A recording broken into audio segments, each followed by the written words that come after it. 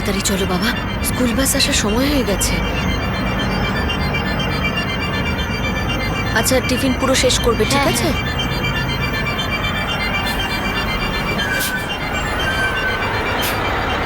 বাসে দুষ্টুমি করবে না, বাই। আর টিফিন পুরো শেষ করবে। হ্যাঁ।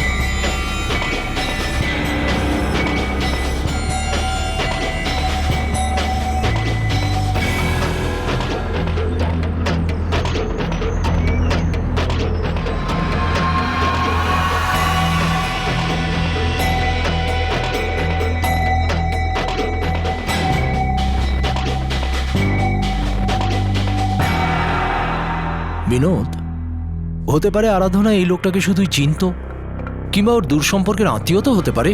কোন মহিলা তার আত্মীয়ের সঙ্গে রোজ দেখা করতে যায়? এই ফটোগ্রাফস দেখো বিনোদ, এগুলোকে দেখে মনে হয় না এদের দুজনের মধ্যে অ্যাফেয়ার ছিল। তোমরা দুজন আলাদা হয়ে গেছো, ও এখন একলা। হতে পারে কাজের জন্য ও কারুর সঙ্গে দেখা করছে। পার্কে, কফি শপে, কাজের জন্য। দেখো বিনোদ, সোজা কথা বলছি, বিনা কারণে কোনো প্রমাণ ছাড়া তুমি ওর থেকে ডিভোর্স চাইতে পারো না।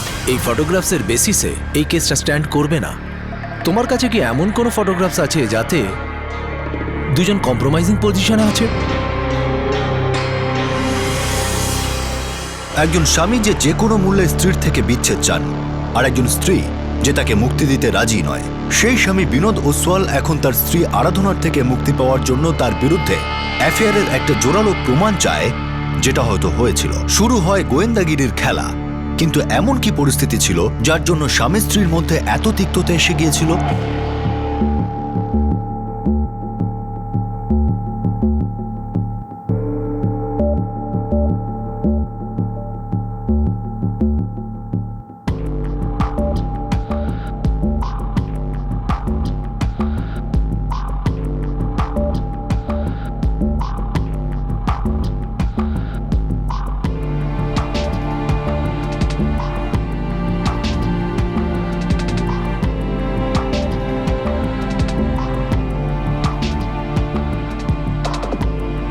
দেখুন, আরাধনাকে আমাদের পছন্দ হয়েছে।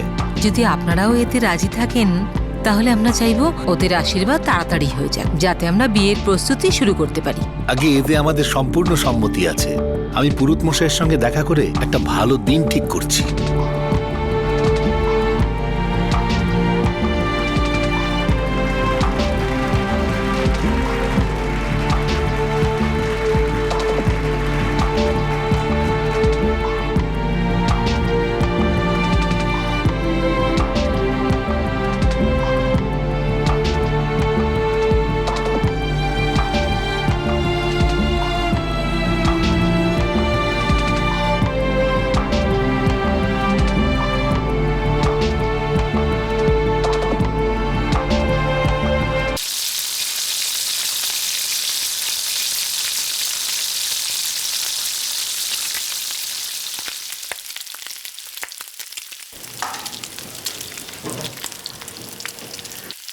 বৌদি, আমি কি কোনো ভুল করেছি?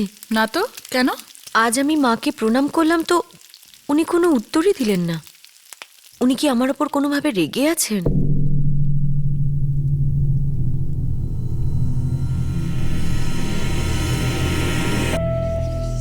বৌদি, কিছু তো একটা হয়েছে, প্লিজ বলো না। মা তোমার উপর বিরক্ত হয়ে আছে। আমার ওপর? কিন্তু কেন? ওই বিয়েতে তুমি তোমার সঙ্গে কিছু আনোনি, আর তোমার বাড়ির লোকও কিছু পাঠায়নি, বোধহয় তার জন্যই।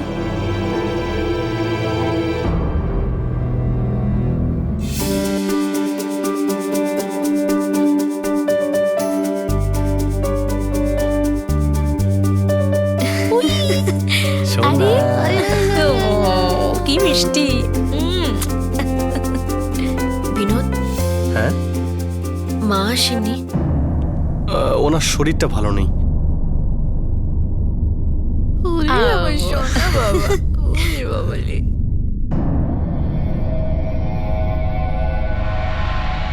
দেখেছো বাচ্চাকে দেখতে ওরা খালি হাতে চলে এলো, অভিনন্দন জানিয়ে চলে গেল। রীতি রেওয়াজ বলে কিছু আছে না নেই? কি করবো বলো, আমি গিয়ে চাইবো নাকি? না এনেছে তো না এনেছে, তুমি তো জানো যে কিছু দেওয়া ওদের ধাতে নেই। তুমিই তো বলেছিলে যে বিয়েতে আমরা কিছুই চাই না। এটা বলতে হয়, তার মানে এই তো নয় যে ওরা সত্যিই কিছু দেবে না। বিয়ের সময় যদি পণ নিতে তাহলেই ভালো করতে, এখন আর হাত দিয়ে সহজে কিছু বেরোবে না। বড় নির্লজ্জ এরা। আচ্ছা তুমি কি চাও? ওদেরকে বলো, রীতি রেওয়াজ বলেও তো একটা ব্যাপার আছে নাকি? খুব ভালো হয় তুমি যদি কথাগুলো বলো।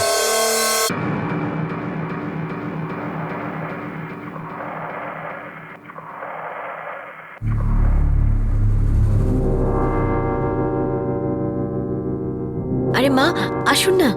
ওম এক্ষুনি ঘুমালো। আরাধনা, তোমাদের পরিবারের লোকেদের কি কোনো বুদ্ধি নেই? অন্তত আমাদের কথাটাও তো একটু ভাবা উচিত। রীতি রেওয়াজ আচার বিচার বলেও তো কিছু আছে। মা, আপনি সবসময় কেন আমার বাড়ির লোকের সম্বন্ধে এরকম উল্টোপাল্টা বলেন? আপনি তো জানেনই যে আমার বাবার ছোট একটা কাপড়ের বিজনেস আছে। আপনাদের মতো এত বড় বিজনেস নয়। যখন ছোটই বিজনেস, তাহলে মেয়ের বিয়েও কোনো ছোট বাড়িতেই দিত। নিজের মেয়ের বিয়ে যখন বড় বাড়িতে দিয়েছে, তখন বড় বাড়ির রীতিনীতিও তার বোঝা উচিত ছিল। যদি বিয়ে দেওয়ার ক্ষমতা না থাকতো, তো কোন বাবা আছে যে মেয়ের বিয়েতে ধার করে না? ওনার হাত থেকে তো কোনো টাকা বেরোতেই চায় না। তুমি জানো আমার বড় ছেলের বিয়েতে রূপালীর বাড়ি থেকে কত কিছু দিয়েছিল? রূপালী বৌদি নিজের সাথে এত কিছু নিয়ে আসতে পেরেছে তার কারণ তাদের সেরকম ক্ষমতা ছিল। কথাটা ক্ষমতার নয়, ইচ্ছের। তোমাদের বাড়ির লোকজন আমাদের ভদ্রতার সুযোগ নিয়েছে। ওরা দেখলো সামনাসামনি যখন কিছু চাইনি, তখন আর কিছু দেওয়ার দরকারও নেই। কিন্তু এরকম আর চলবে না। তুমি তোমার বাবার সাথে গিয়ে কথা বলো।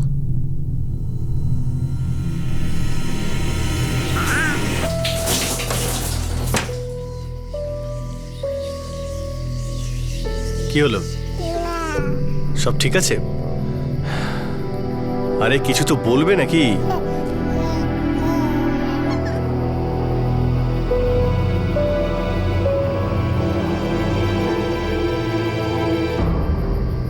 এমনিতে মা তো খারাপ কিছু বলছে না। দাদার বিয়েতে রূপালী বৌদির বাড়ির লোকেরা অনেক কিছু দিয়েছে, সেখানে তোমার বাড়ির লোকেরা কিছুই দেয়নি। এই কথাটা একদমই ঠিক।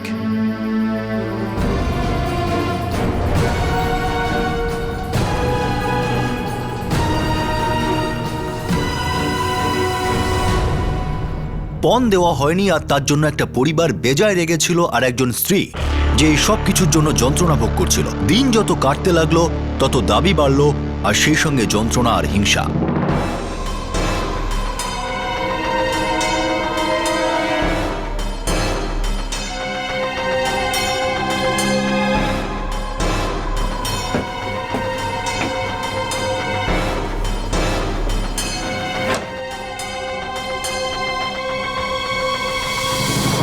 বিনোদ বাবা, তোমার সাথে আমার কিছু জরুরি কথা আছে। হ্যাঁ বাবা, আমি একটু আসছি। দেখো বাবা, আমি জানি যে ইদানিং খুব সমস্যায় আছো। তুমি ভাবো সমস্ত বিয়েতেই একটা রীতিনীতি থাকে, যেটা তোমার বিয়ের ক্ষেত্রে হয়নি। পাওনা গন্ডার ব্যাপারটা সমস্ত বিয়েতেই থাকে। তুমিই বলো, তোমার মা যে রাগ করছে সেটা খুবই অন্যায়। আমি জানি বাবা। আর আরাধনা, ও নিজের জেদেই থেকে গেল। একবার যদি মা বাবার সাথে কথা বলতো তাহলে কি খুব অন্যায় হয়ে যেত? তুমি তোমার বাবার সঙ্গে অবশ্যই কথা বলবে, বুঝেছো? করবো না। করবি না? আরো মার খাবি তাহলে।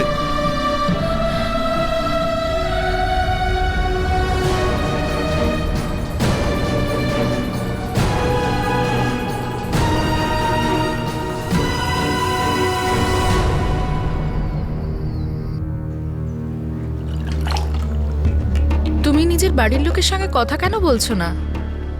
তোমার আর কোনো উপায়ও তো নেই।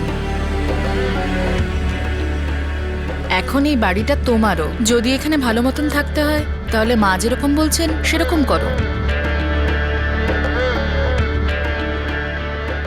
আরাধনা, বাবার সঙ্গে একবার কথা তো বলে দেখতে পারো। কতক্ষণ তুমি জেদ করে থাকবে বলো তো? মা তোমার কাছে কি আর বেশি চাইছে বলো তো?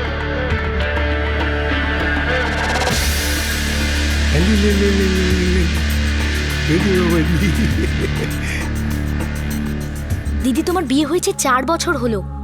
4 বছর, আর এখনো ওরা তোমাকে এই একই ব্যাপার নিয়ে কথা শোনায়? হ্যাঁ শ্রুতি, আর এখন বিনোদও তো ওদের হয়ে কথা বলছে। দিদি চলো, মা বাবার সাথে কথা বলি, ওদের সবটা জানা দরকার। না, আমি মা বাবাকে এই ব্যাপারে বিরক্ত করতে চাই না। ফিরে গিয়ে কি বলবে তুমি? জানি না, কিন্তু আমি মা বাবাকে বিরক্ত করতে চাইছি না।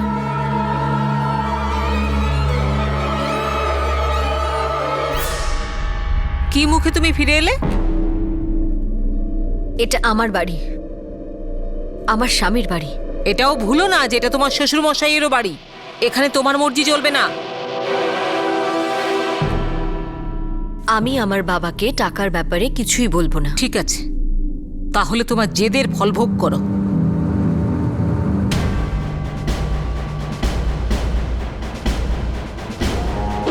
কেন তুই তোর বাবার সঙ্গে কথা বলতে পারবি না? তোমাকে তোমার বাবা মার সাথে কথা বলতেই হবে। আমার বাবা মাও তো পণ দিয়েছিল, এতে অসুবিধা কোথায়? বাবার কাছ থেকে টাকা তোমাকে নিয়ে আসতেই হবে। বিশ্বাসই হয় না যে এটা জামাইবাবু কি করে করতে পারলো। আমি তোমাদের এসব কখনোই বলতে চাইছিলাম না, কিন্তু এখন আর সহ্য করতে পারছি না। কিন্তু মা, ওটা এখন তোর পরিবার। একটা মেয়ের কর্তব্যই হলো তার পরিবারকে একসাথে জুড়ে রাখা। আমি তো বলছি তুই জামাইয়ের সাথে কথা বল আর এই সমস্যাটার সমাধানের চেষ্টা কর। এই খোটা, এই নির্যাতন, এসব আর কতদিন সে সহ্য করত? ফাইনালি আরাধনা এই সিদ্ধান্ত নেয় যে সে এসব আর সহ্য করবে না।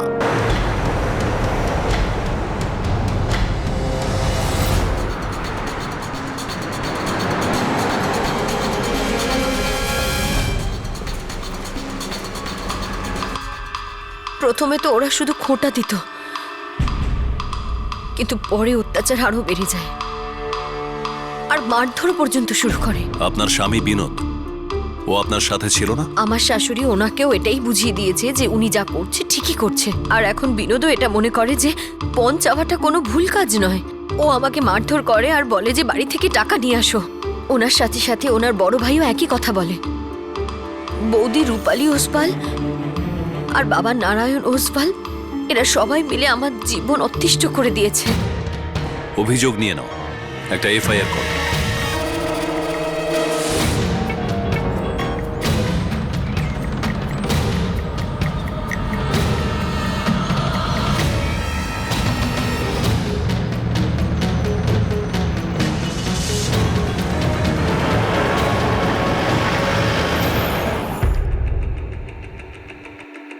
স্যার, ও মিথ্যে কথা বলছে।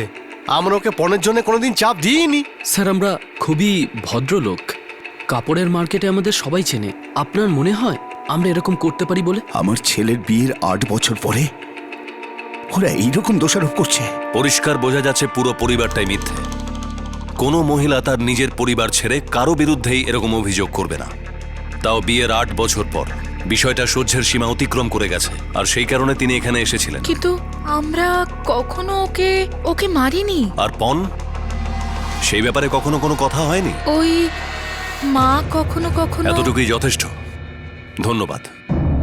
মানে 2-1বার আমি ওকে এই কথা বলেছি। আমি শুধু বলেইছি, ওকে কখনো জোরও করিনি বা গায়েও হাত তুলিনি। 8 বছর পর্যন্ত আপনি শুধু ভালোবাসছিলেন? হ্যাঁ, ওই কথায় কথায় বলেছিলাম যে আমার বড় বউয়ের বাড়ি থেকে অনেক কিছু দিয়েছিল, আর কিছু না। আপনি কি এটা বুঝতে পারছেন?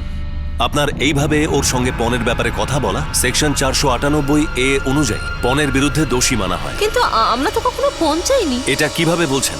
বারে বারে জিজ্ঞাসা করা, সমস্ত পরিবারের একই কথা বারবার বলা, কি এটা বিরক্ত করা নয়? ও আমাদের বাড়ির বউ, তাহলে ওর আর ওর পরিবারের লোকেদের আমাদের বাড়ির রীতিও তো মানা উচিত। তার মানে আপনি পণ চেয়েছিলেন?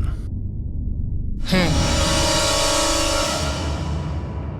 আরাধনা, তোর শ্বশুর শাশুড়িকে জেলে পাঠিয়ে তোর সমস্যার সমাধান হয়ে যাবে। মা, আমি ওই বাড়িতে আর কখনোই ফিরে যাব না। কিন্তু মা, আমার সঙ্গে পরামর্শ করবি তো? খুব তাড়াহুড়ো করে ফেলেছিস। দেখ মা, এটা নিজের ঘরের ব্যাপার, এটা ঘরে থাকাই ভালো। বাবা, আমার কাছে আর কোনো উপায় ছিল না। তুমি জানো না যে আমি ওখানে কিরকম জীবন কাটিয়েছি, রোজ দিন খোটা, মারপিট। আমি অনেক ভেবে চিন্তে সিদ্ধান্ত নিয়েছি বাবা, আর আমার মনে হয় না যে আমি কোনো ভুল কাজ করেছি। আমি কোনোভাবে ওই বাড়িতে ফেরত যাব না, আর না ওদের কোনো অত্যাচার সহ্য করব। ওদেরও বোঝা উচিত এইভাবে অত্যাচার করলে কি হতে পারে।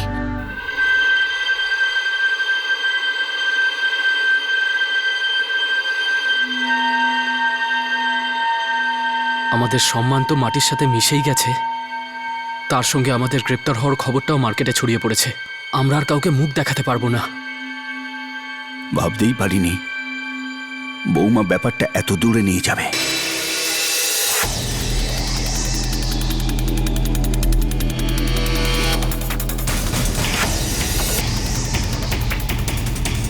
আমি জামিনের অ্যাপিল করে দিয়েছি, কালকে আপনারা বেল পেয়ে যাবেন। তারপর আপনাদের কেসটা তুলে নেওয়ার জন্য আরাধনাকে রাজি করাতে হবে, না হলে এই কেস কোর্টে অনেক দিন চলবে।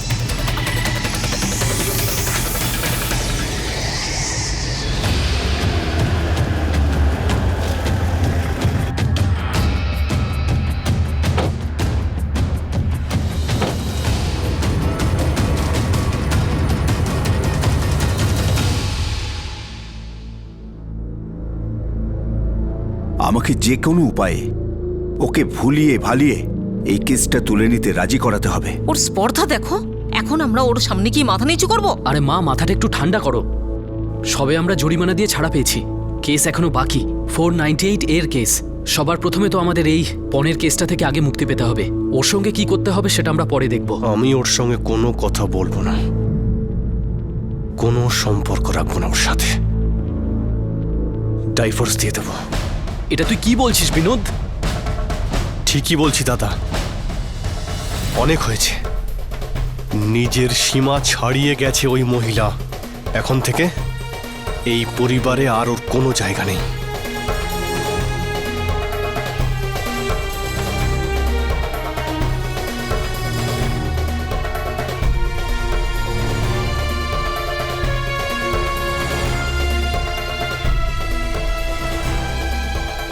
বিনোদ ডিভোর্স পেপার পাঠিয়েছে।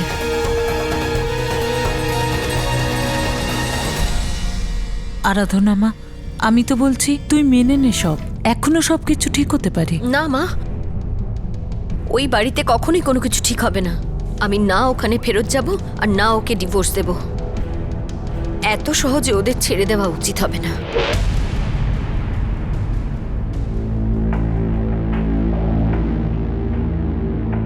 ম্যাডাম, আমার ক্লায়েন্ট আরাধনা অসওয়াল এই ডিভোর্স দিতে রাজি নন। উনি আগেই ওনার স্বামী বিনোদ অসওয়ালের ওপর পণ নেওয়ার কেস দায়ের করেছিলেন, তারপরেই এই ডিভোর্সের কথা ওঠে। এই কেসের পরের দিন ধার্য হলো নভেম্বর মাসে। ততদিনে আমি আশা করছি আপনাদের দুজনের মধ্যে নিশ্চয়ই মিটমাট হয়ে যাবে।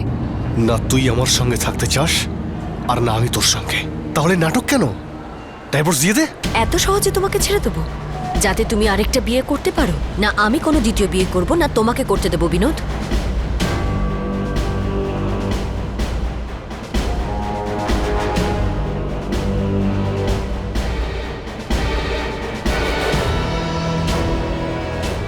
বিবাহ বহির্ভূত সম্পর্ক প্রমাণ করতে হবে, তারপরে তুমি ডিভোর্স পাবে। ওইসব ছবিগুলোতে আরাধনার সঙ্গে যে লোকটিকে দেখা যাচ্ছিল সে কে? আরাধনার কি কোনো অবৈধ সম্পর্ক ছিল যে ব্যাপারে বিনোদ জানতে পেরেছিল? এই সম্পর্কটা কি আরাধনা আর বিনোদ যখন একসঙ্গে থাকতো তখন থেকে শুরু হয়েছিল, নাকি দুজন আলাদা হয়ে যাওয়ার পর আরাধনার জীবনে এই নতুন লোকটি এসেছিল? এটা বেশ অদ্ভুত বিষয় ছিল যে ডিভোর্সের নোটিশ পাওয়ার 1 মাস পরেই আরাধনার জীবনে তার ভালোবাসা ফিরে এসেছিল। মা, আমরা কবে বাড়ি যাব? কবে বাবার সঙ্গে দেখা হবে? জানি না ওম, একটু সময় লাগবে। বা হয়তো আমরা কখনোই আর ওখানে ফেরত গেলাম না, কিন্তু আমি তো আছি, তোমার মা বাবা দুটোই।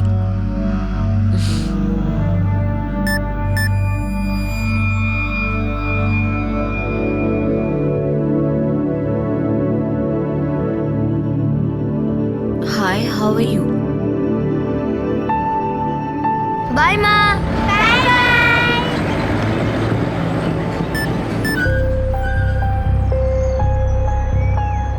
হায়, সবকিছু ঠিক আছে। কে এটা?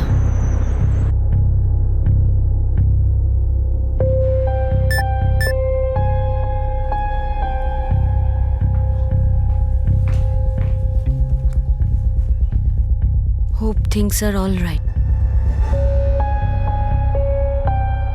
সরি, আমি আপনাকে চিনি না। আমার মোবাইলে আপনার নাম্বার স্টোরড নেই।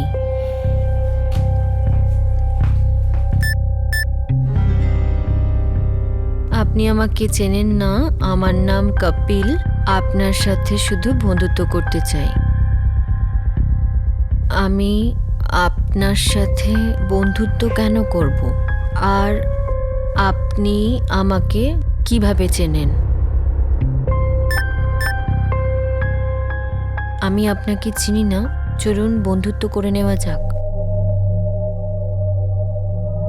আমি অচেনা মানুষদের সাথে কথা বলি না।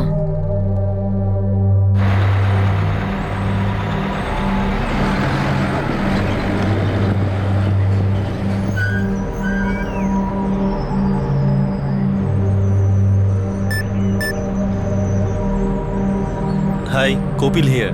আমরা তো আর অচেনা নই এখন। How are you this morning? আমি আপনার মেসেজের রিপ্লাই দিয়েছি, তার মানে এই নয় যে আমি আপনার সাথে কথা বলতে চাই।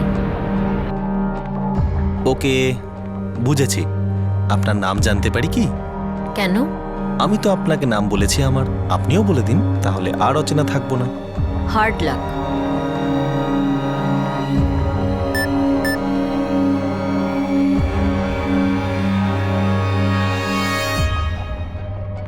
হতে পারে গোল্ডেন চান্স এটা। সরি, তুমি ভুল জায়গায় ট্রাই করছো। আমি মহিলা নই, পুরুষ।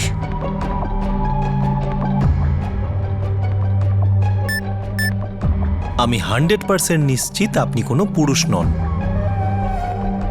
আপনার মেসেজ এটা পরিষ্কার বলে যে আপনি একজন মহিলাই নন, বরং খুব সুন্দরী একজন। আপনার প্রোফাইল পিকচারটা থেকে অনেক বেশি সুন্দর। এবার তো বলুন, আপনার নামটা কি? আরাধনা। Let's meet. কেন? অন্তত এইটুকু তো জানা যাক আমাদের দেখতে কেমন। Sorry, I am not interested. Interest নেই তো কি হয়েছে? একবার দেখা তো করাই যেতে পারে। আফটার অল আমরা বন্ধু। তুমি চাইছোটা কি? জানি না, সেটা না হয় দেখা করার পরেই ভাববো। কালকে হ্যাংআউটে এমজি রোডের কাছে। আমি জানি আপনি আসবেন। 2:30টার সময় কিন্তু আমি অপেক্ষা করব। Hard luck. Remember what I said? Chance, golden চান্সও হতে পারে এটা।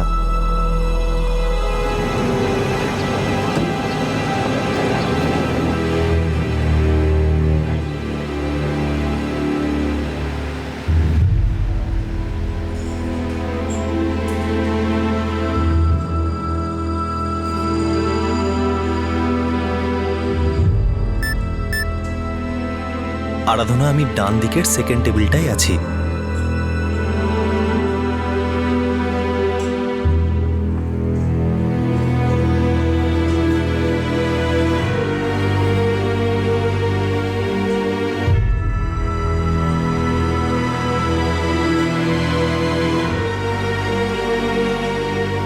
আপনি নাম্বার কি করে পেলেন? বন্ধুত্ব করার ছিল, তাই খুঁজে নিলাম। যাই হোক, আপনি কি করেন? আমি একজন রাইটার। কি লেখালেখি করেন? ফিকশন, উপন্যাস।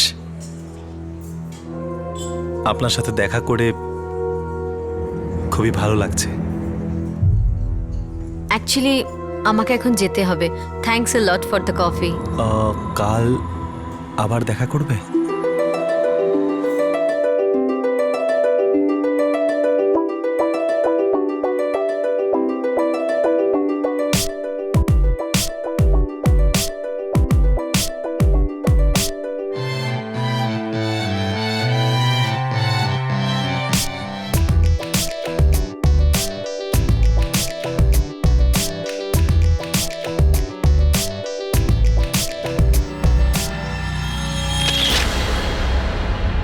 দুজনের মধ্যে কেউই জানতো না যে কেউ ওদের পিছু করছে আর ওদের কাছাকাছি আসা সমস্ত ছবি তুলছে।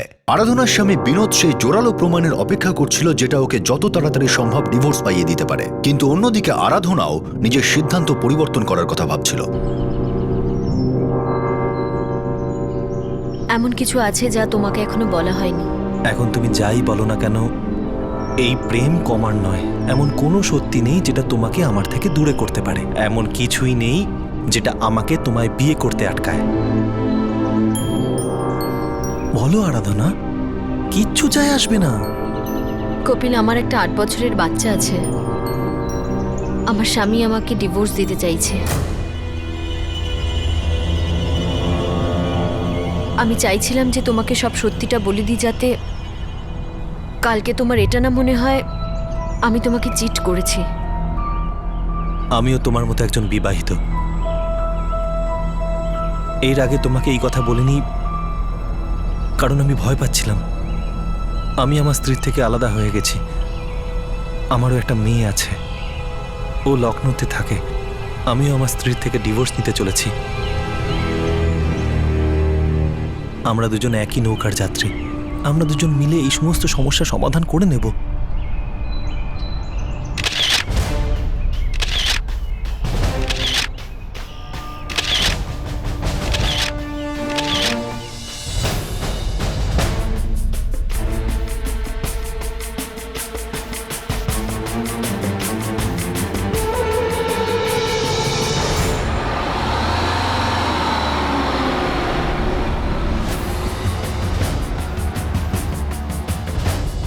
শ্রুতি, আমি ভাবছিলাম যে বিনোদকে ডিভোর্স দিয়েই দিই। হ্যাঁ দিদি, আমিও এটাই চাই। নিজেকে এত কষ্ট দিয়ে কি লাভ বলো তো? এবার আমি কোর্টের নেক্সট হিয়ারিং এ বলে দেব যে আমি আমার সিদ্ধান্ত পাল্টে ফেলেছি।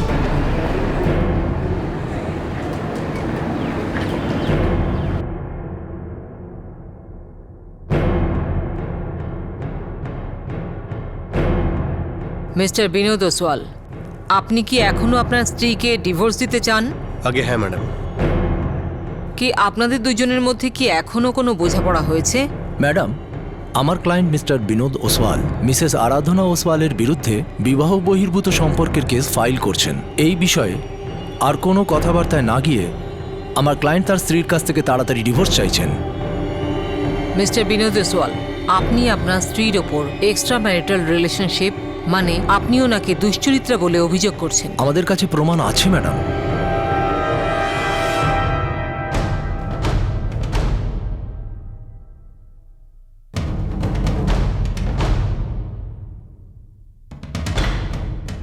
ম্যাডাম, আমার ক্লায়েন্টের বিরুদ্ধে এই সমস্ত অভিযোগ মিথ্যে।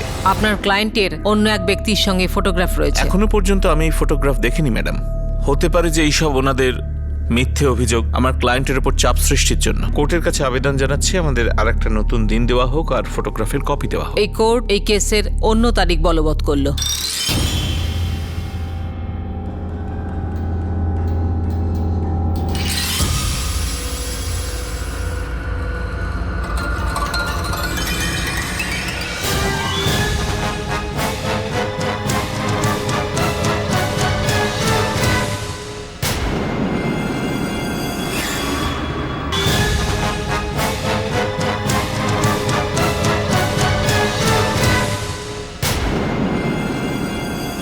আপনি এই ব্যাপারে আমাকে আগে কিছু বলেননি কেন? এই সব কিছু ডিভোর্স পিটিশন ফাইল হবার অনেক পরে হয়েছে।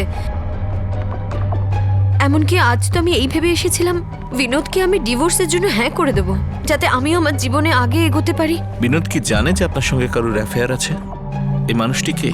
আর বিনোদ এই ব্যাপারে জানলো কি করে?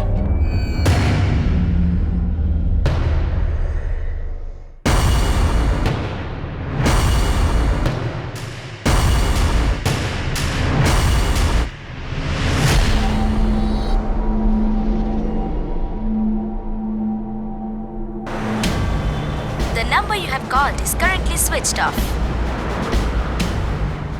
The number you have called is currently switched off.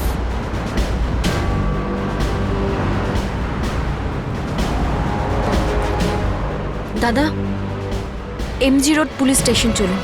এখন আমি বুঝতে পারছি এই সব কিছু আমাকে ফাঁসানোর জন্য করা হয়েছে। আমি অবাক হয়ে যাচ্ছি ও আমার নাম্বারটা কোত্থেকে পেল। কিন্তু আমি ইমোশনাল হয়ে গিয়েছিলাম, হয়তো একটা সম্পর্কের অভাবে একটা নতুন সম্পর্কের আশা জাগিয়েছিলাম। কিন্তু এখন বুঝতে পারছি যে আমার উপর শুধু নজর রাখা হচ্ছিল। আমার পুরো বিশ্বাস আছে যে এই কপিল ওদের সাথে যুক্ত। এই সব কিছু ওই বিনোদের নোংরা চাল। ও আমাকে বদনাম করে আমার থেকে ডিভোর্স নিতে চাইছে। আপনার কাছে কপিলের অ্যাড্রেস আছে? আগে কোথ রোডে থাকে, রাইটার।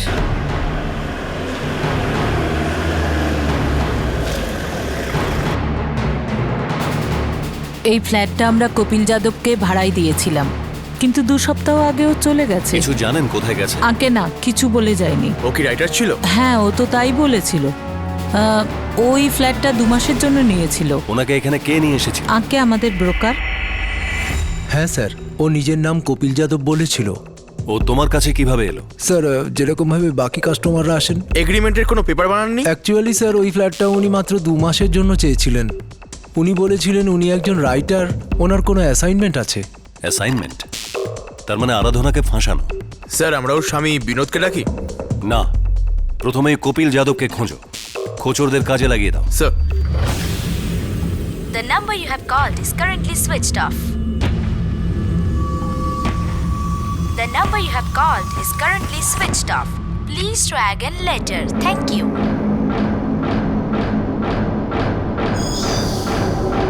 এই কপিল যাদবটা কে? এই সাধারণ গোয়েন্দাগিরি করে, অফিসেও নেই কোথাও। হ্যাঁ, কাগজে কিন্তু এর বিজ্ঞাপনও বেরোয়। এখন ওকে কোথায় পাবো? নম্বরও পাল্টাতে থাকে স্যার, ওর নতুন নাম্বারটাও পেয়েছি।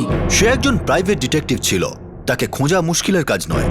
সে কাজের সন্ধানে থাকতো, সে কাজ পেয়েছে, সেটা করে দিয়েছে। তার কাছে এটা শুধুই একটা অ্যাসাইনমেন্ট ছিল। হ্যালো, কপিল যাদব? হ্যাঁ বলছি, আপনি কে? আমি সতীশ গোয়েল বলছি। আমার বিজনেস পার্টনারের ব্যাপারে কিছু ইনফরমেশন চাই। কি খোঁজ দিতে হবে? আমার এটা মনে হচ্ছে যে ও আমাদের বিজনেস রাইভেলের সঙ্গে যুক্ত রয়েছে। আপনি প্রাইভেট ডিটেকটিভ না? হ্যাঁ। ওর ওপর নজর রাখতে হবে, পাক্কা প্রমাণ চাই। হ্যাঁ, হয়ে যাবে, কিন্তু তার আগে আপনার সাথে দেখা করে কথা বলতে হবে। আমার অফিসে তো আমি ডাকতে পারবো না।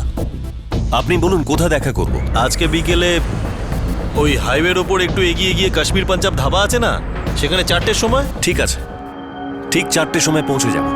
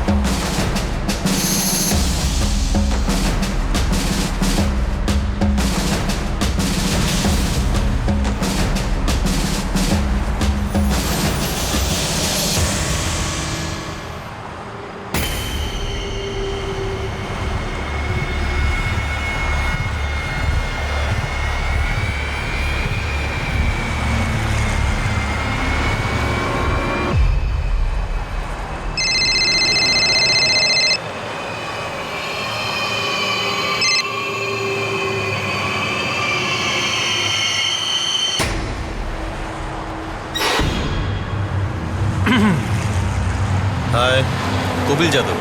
ইন্সপেক্টর সুভাষ কারে। তাহলে তুই আরাধনাকে ফাঁসানোর কাজটা করেছিস?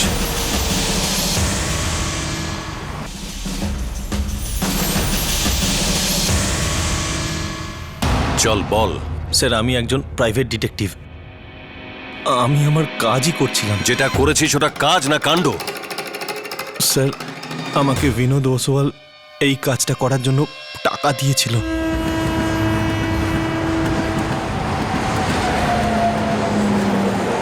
ও এখন ওর বাপের বাড়িতে আছে। আপনার সন্দেহ যে এনার কারোর সাথে অ্যাফেয়ার চলছে? আমার ডাইভোর্স চাই, কারণ যাই হোক না কেন। আর আমি কারণ খুঁজেই ছাড়বো, কারণ এ আমাকে ডাইভোর্স দিতে রাজিই নয়।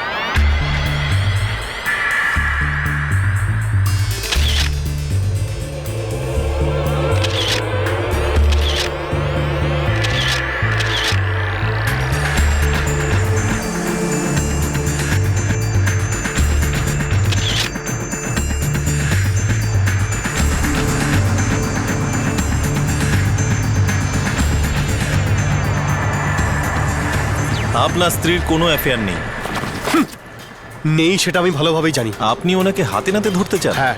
1.5 লাখ টাকা লাগবে। আমার প্রমাণ চাই। কিভাবে কি করে সেটা তুমি ভাবো। কাজ করলে 1.5 লাখ টাকা পেয়ে যাবে। হয়ে যাবে। আপনি আমাকে আর ফোন করবেন না। আমার অ্যাসিস্ট্যান্ট নিকুঞ্জ আপনার টাচে থাকবে। আমাকে বিনোদীর আরাধনার নম্বর দিয়েছিল। ও হে চ্যাটে অ্যাক্টিভ ছিল। আমি ওকে মেসেজ করা শুরু করে দিলাম।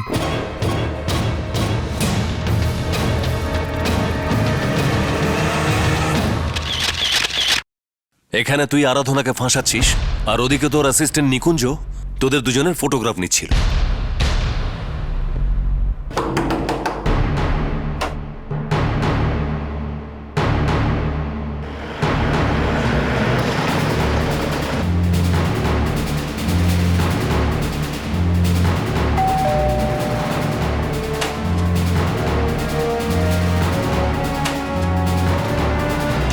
বিনোদ কোথায়?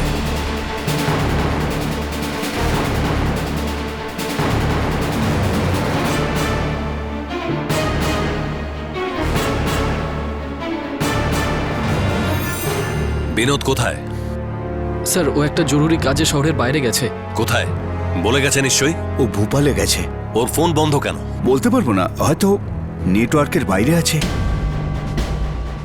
তোমরা দুজন সাদা পোশাকে এখানে নজর রাখো। বাড়ির লোকেরা জানে ও কোথায় গেছে।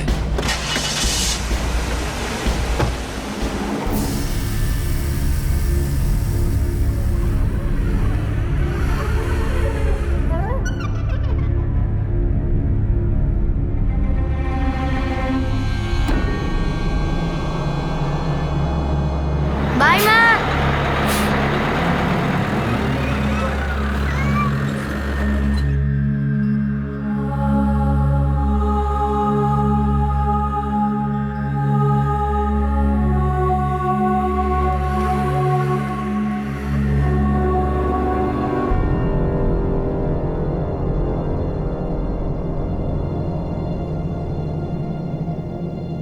প্রাইভেট ডিটেকটিভ কপিল যাদব আর তার অ্যাসিস্ট্যান্ট নিকুঞ্জ এখন পুলিশ হেফাজতে আছে। বিনোদ ওসওয়াল এখনো পর্যন্ত ফেরার আর পুলিশ তার সন্ধানে রয়েছে। ছবিগুলো দেখে আরাধনা গভীর মানসিক আঘাত পেয়েছিল। তার সাথে যা যা ঘটেছিল সেটা এখনো সে ভুলতে পারছে না। একটা অদ্ভুতভাবে শুরু হওয়া একটা সম্পর্ক আসলে তার স্বামীর সাজানো একটা জঘন্য ষড়যন্ত্র ছিল। বিনোদ আর তার পরিবারের বিরুদ্ধে পণ প্রথার জন্য অত্যাচারের কেস এখনো পর্যন্ত কোর্টে চলছে। কত প্রত্যাশা থাকে, কত উৎসাহ থাকে যখন আমরা কোনো সম্পর্কের দিকে এগিয়ে যাই, বিবাহ বন্ধনে আবদ্ধ হই। যখন দুজন মানুষের সম্পর্কে তিক্ততা চলে আসে তখন কি তার শেষ এত দুঃখজনক, এত খারাপ হওয়া কি দরকার আছে? আলাদা হয়ে যাওয়া কখনো সুখকর হতে পারে না, কিন্তু আলাদা হয়ে যাওয়ার নামে কি অপরাধমূলক ষড়যন্ত্র করে একে অপরকে সারা জীবনের জন্য এইভাবে ভেঙে ফেলার দরকার আছে কি? আপনাদের সাথে আবার দেখা হবে ক্রাইম পেট্রোল 10 থেকে আরও একটা নতুন কেস নিয়ে। ততক্ষণ নিজের খেয়াল রাখবেন, সুরক্ষিত থাকবেন আর সবচেয়ে জরুরি সতর্ক থেকে একজন ভালো নাগরিকের দায়িত্ব পালন করবেন।